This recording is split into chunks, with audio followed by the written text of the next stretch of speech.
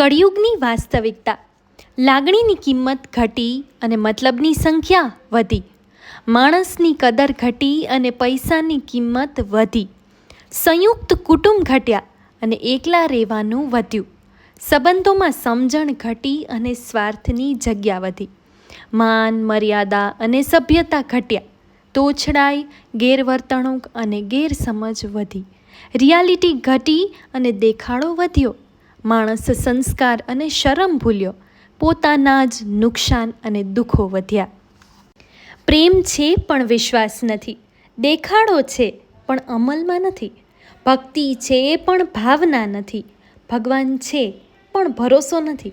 માતા પિતા છે પણ ગમતા નથી. સંબંધો છે પણ સંપ નથી. પોતાના છે પણ સાથે નથી અને મળ્યું છે એની કદર નથી. સુખ છે પણ શાંતિ નથી. જિંદગી છે એની કિંમત નથી. પૈસા છે પણ પરવરિશ નથી.